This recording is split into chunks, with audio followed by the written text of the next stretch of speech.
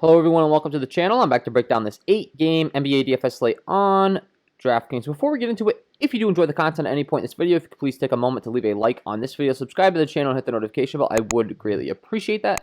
YouTube continues to tell me about 60% of my audience is not subscribed, so if that's you and you're enjoying this content, if you could take 1 second to do that, that's the greatest thing that you could do to help me.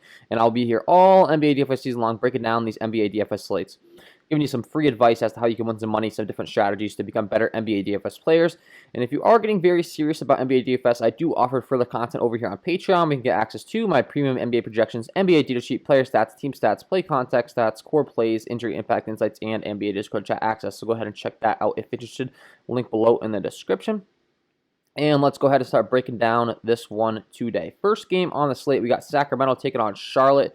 Right now, this game comes in with a 239 over/under, 4-point spread in favor of the Charlotte Hornets.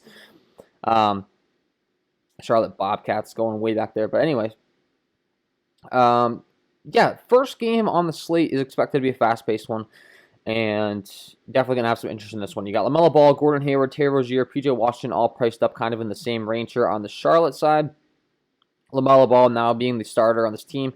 He's a little too priced up for my liking. I tend to think I'd rather go down here with Gordon Hayward and Terry Rozier at their respective price tags at 7.3 and 6.9.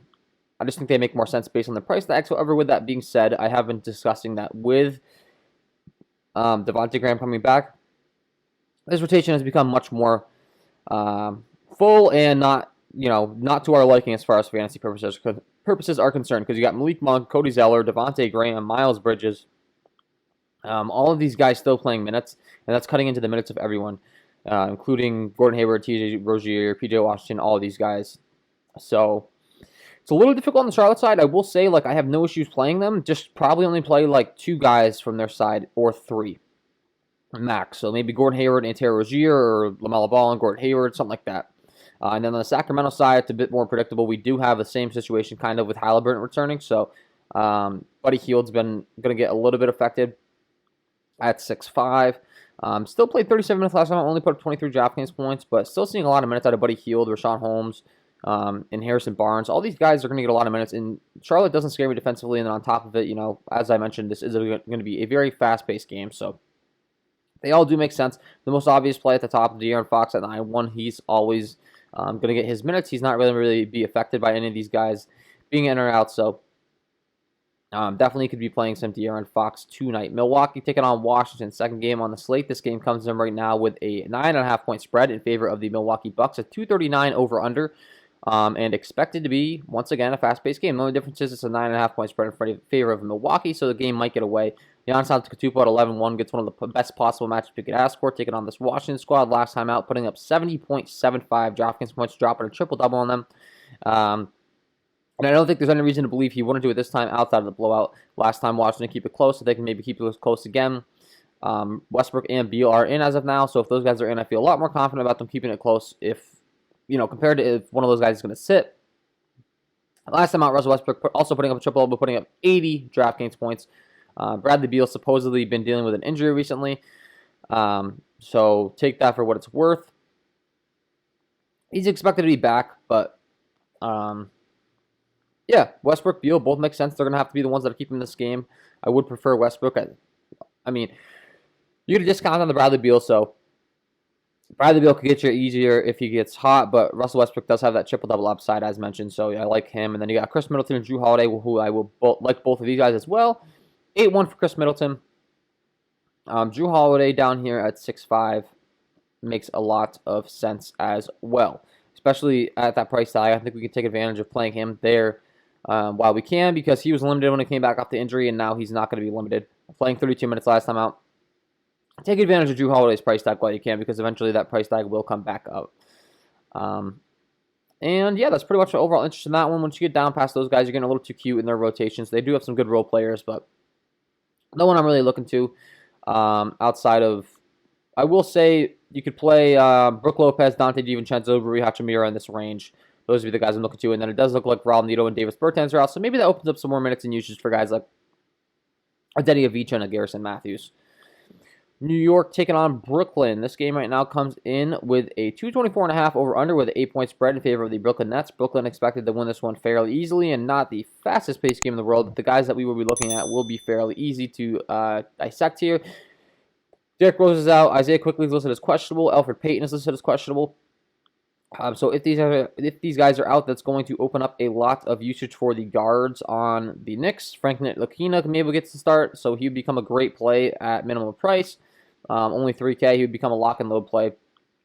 Almost have to play him, and then you're looking at guys like Reggie Bullock and Alec Burks. Specifically, Alec Burks at 4-4, if all these guys are out, will be one of my top plays on the slate.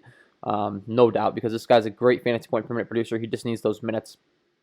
And then you're going to be looking at RJ Barrett and Julius Randle as well.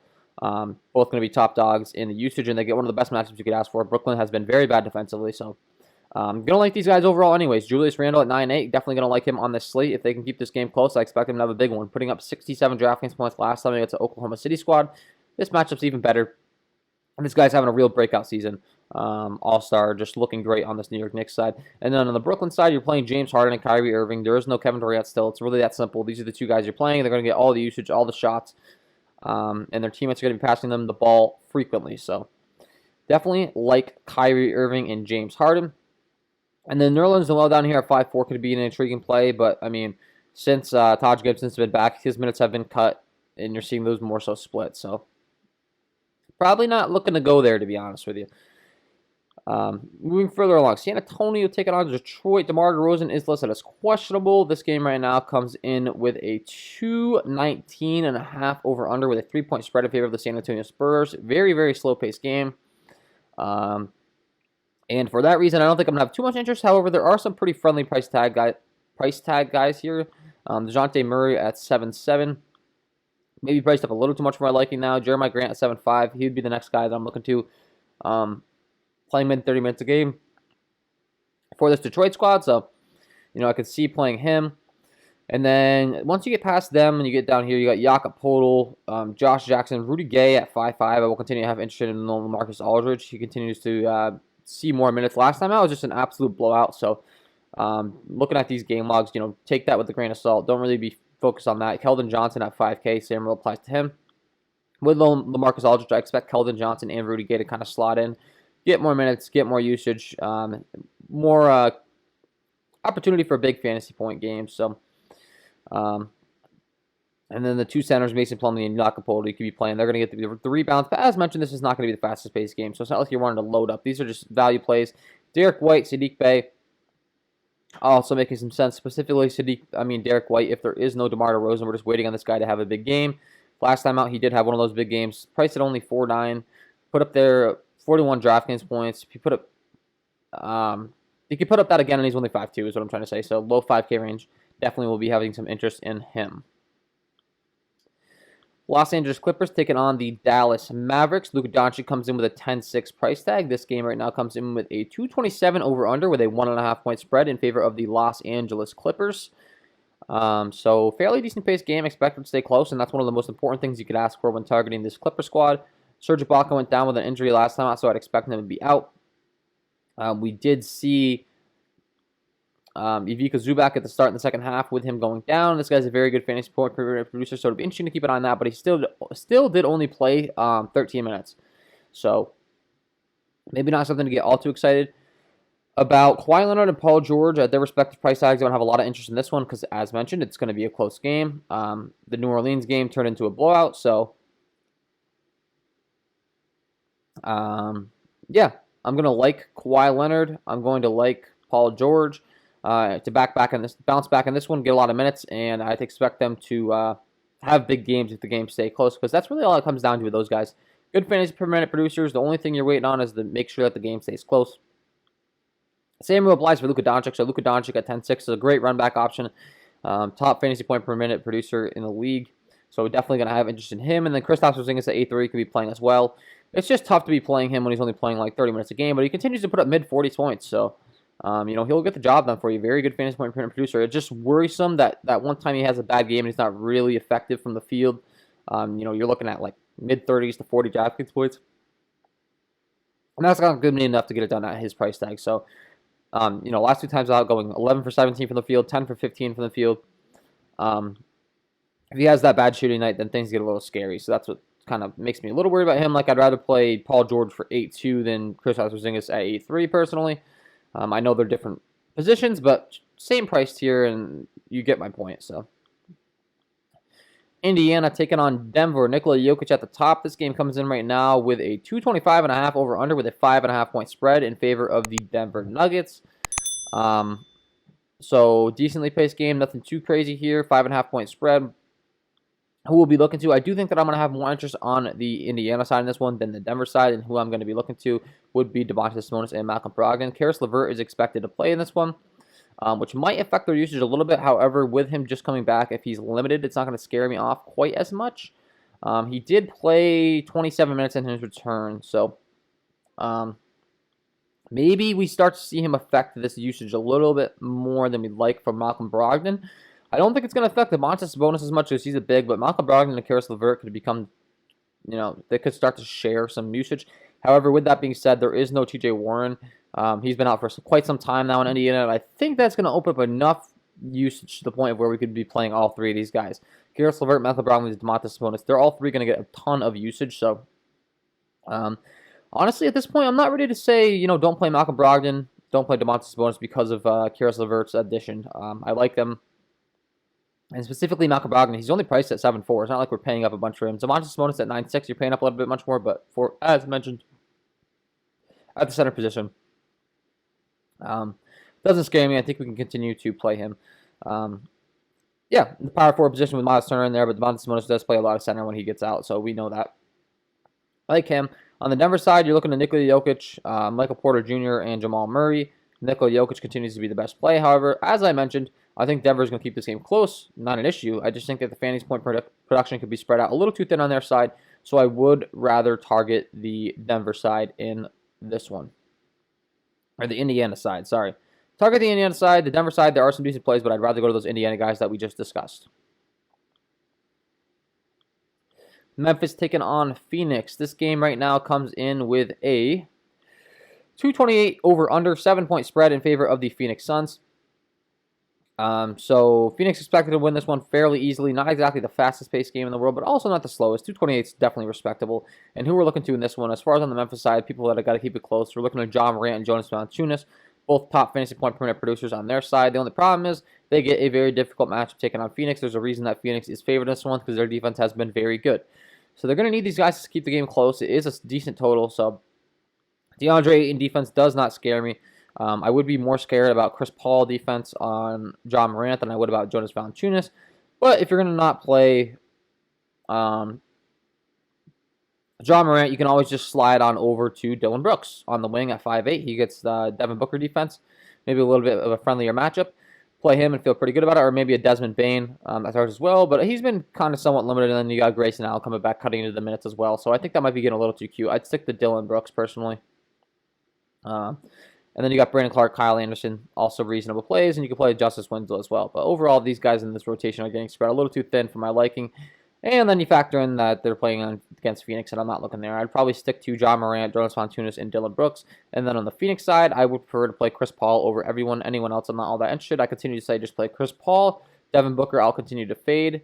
And then I'm looking to play Jay Crowder down here at 4-6, as always. I keep saying the same thing, it seems like, with this Phoenix team, but last time he only played 18 minutes, though, so interesting to see. Gonna have to keep an eye on that one. Maybe Mikal Bridges is taking over, and there's cutting Jay Crowder's minutes. These are all things you got to keep in mind, but yeah.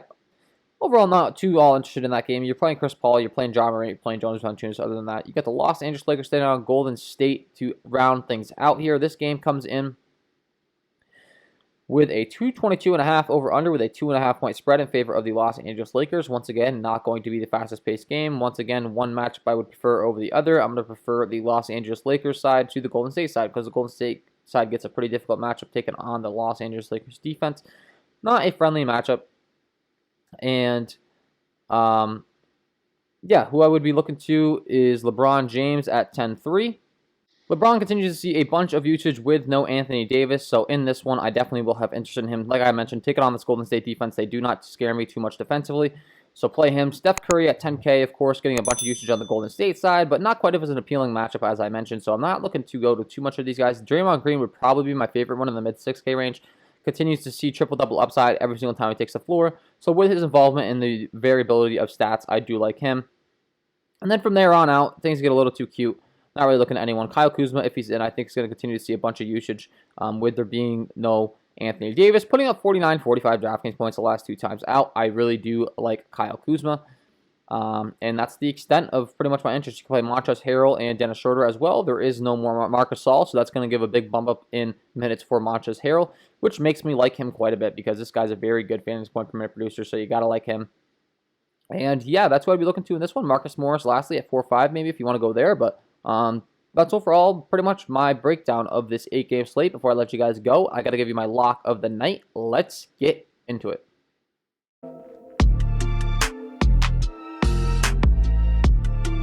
And my lock of the night tonight is going to be Drew Holiday at this 6.5 price tag, taking on this Washington squad tonight. As mentioned, returning off injury, I do not think that his price tag has been adjusted appropriately yet. Putting up 1.07 DK points per minute on the season, expected to play around 30 to mid-30s in minutes in this one. And with this Washington matchup, points can add up real quick. You factor in that he's only 6'5", you factor in that he gets to take on this Washington squad, and you factor in that he played 32 minutes last time out, put up 38 DraftKings points. I think that we're going to see a full allotment of minutes out of him finally, and I think that he is too underpriced. Expect his price tag to climb back up into the 7K range real quick here, so take advantage while you can because Drew Holiday is my lock of the night. So there you have, guys. Drew Holiday, 6'5". Get him in your lineups, and that is all from me in this one. If you did enjoy the content, if you could please leave a like on this video, subscribe to the channel, hit the notification bell. I would greatly appreciate that. And then don't forget to check out my NBA DFS Patreon package, link below in the description. Wish you guys all the best of luck tonight, and we will see you in the next one.